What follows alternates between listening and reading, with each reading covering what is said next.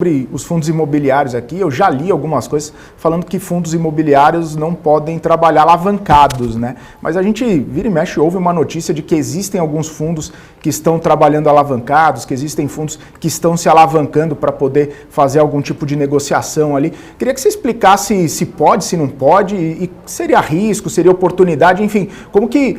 você avalia essa questão da alavancagem nos fundos imobiliários? Bacana, é um tema bastante quente, né, no mercado hoje em dia. A gente tem visto realmente fundos imobiliários cada vez mais adotando esse tipo de estratégia. Agora sim, o que é interessante, né, a gente entender, pela legislação, fundos imobiliários não podem chegar no banco, por exemplo, e pegar um dinheiro emprestado para dar uma finalidade, né, investindo, enfim, nos ativos alvos deles. Isso não pode, né? O que os fundos imobiliários recorrem, né, como alternativa, né, é basicamente adquirir um imóvel, né, que o imóvel ele já tem um lastro e uma estrutura de CRIs que basicamente contempla o fluxo de aluguéis futuros, né, desse imóvel. Então o fundo adquire um imóvel com esses CRIs e aí, né, você acaba tendo uma alavancagem que a gente chama de sintética, né, ou seja, o fundo ele não coloca a totalidade do dinheiro investido nos imóveis, porque ele usa dessa estrutura do CRI para antecipar os recebíveis, né, esses fluxos de aluguéis futuros, para fazer frente, né, a essa nova aquisição. Isso é positivo, né, de um lado, porque mais uma vez, o fundo não coloca todo o dinheiro dele ali naquela aquisição, naquele momento, então ele acaba potencializando os rendimentos dele, né, que vão parar ali ao final do dia no bolso do cotista, mas por outro lado é importante a gente tomar certos cuidados, né? Então o que eu costumo falar para os investidores é que, por exemplo, um cuidado que é muito importante, né, de se ter com esses fundos que estão recorrendo, né, a essa alavancagem sintética, é verificar, né, se os aluguéis ali que estão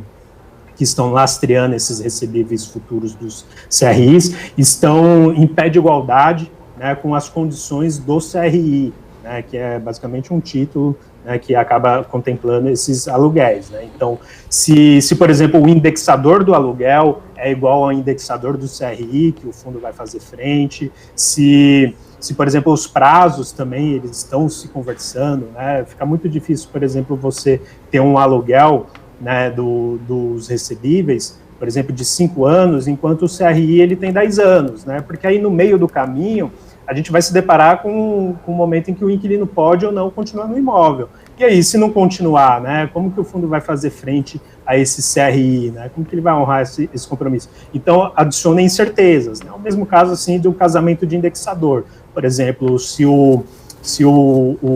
a correção dos aluguéis do imóvel está definida como IPCA e o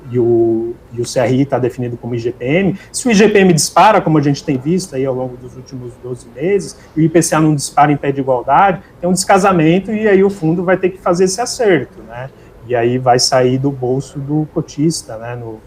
ao final do dia, vai ser do bolso do fundo e, portanto, né, vai impactar ali o cotista. Então, é muito importante ver se realmente assim, os contratos do aluguel e do CRI, né, estão conversando muito bem, né, estão casadinhos, redondinhos, e também é importante entender, né, a qualidade daquele imóvel que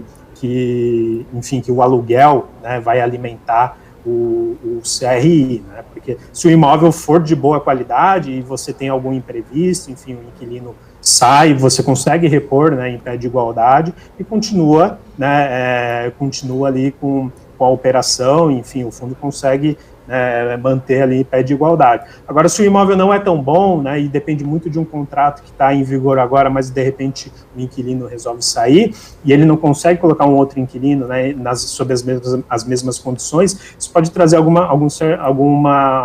imprevisto, né, enfim, adiciona, né, algum grau de incerteza na operação. Então é importante olhar para isso, né, e também é muito interessante que o investidor tenha em mente, né, que apesar desse tipo de operação rentabilizar, né, os rendimentos ali, ele não vem de graça, né, então tem que avaliar essas questões e também tem que ter em mente que, hora ou outra, né, o fundo vai precisar vir ao mercado fazer novas emissões de cotas, justamente para fazer frente, por exemplo,